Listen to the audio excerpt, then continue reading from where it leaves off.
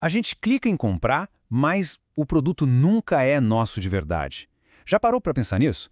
Parece que de uns tempos para cá, de softwares a músicas, a gente está só alugando o mundo, sabe? Um pagamento mensal de cada vez. Hoje, a gente vai desvendar essa nova realidade do consumo. Pois é, essa é a pergunta que fica no ar. Pensa bem, quantos itens que a gente comprou no mundo digital não podem ser revendidos, nem emprestados, ou sequer usados sem a permissão constante de alguma empresa? A resposta é meio assustadora. E olha, isso não é teoria da conspiração, não.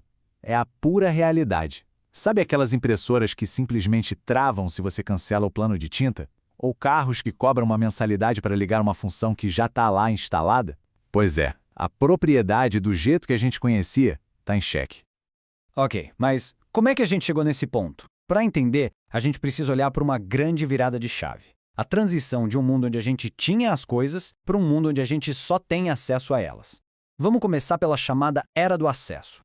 O contraste aqui é gritante, né? Antes, comprar um disco de vinil significava controle total. Era seu. Você podia ouvir, emprestar, revender. Hoje, com o Spotify, por exemplo, a gente tem acesso a milhões de músicas, mas esse acesso é temporário. E mais importante, é rigidamente controlado pela plataforma. A posse foi trocada pelo acesso.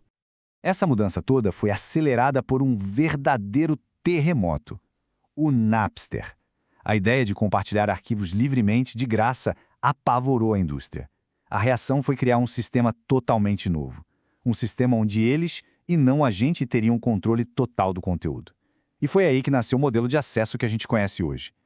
E essa frase aqui ilustra perfeitamente a nova filosofia. O que o fundador do Spotify disse não é só um slogan bonito, é praticamente a declaração de uma nova ordem econômica. As empresas sacaram que era muito, mas muito mais lucrativo alugar o acesso do que vender a propriedade de vez.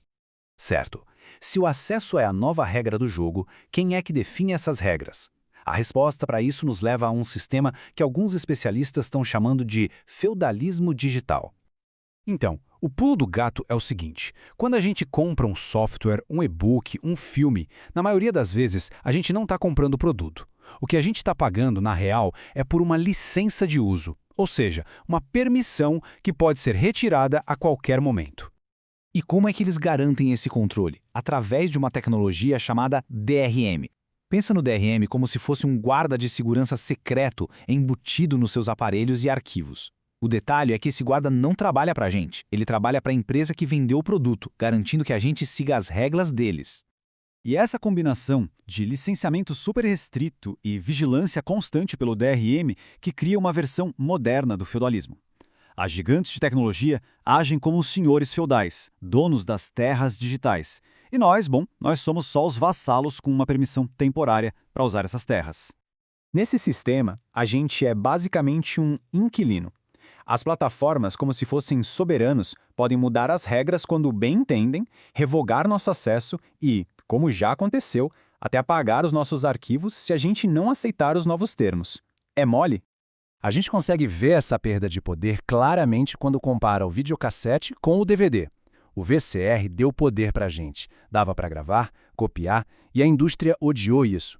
Já o DVD foi pensado desde o início com o DRM para controlar exatamente o que a gente fazia com os filmes que comprava.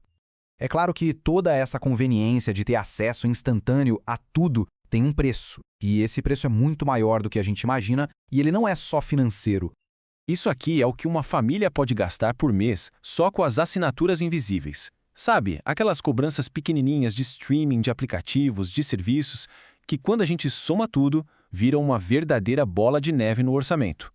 Em vez de algumas contas grandes e fáceis de controlar, nosso orçamento agora está todo picotado em dezenas de micropagamentos.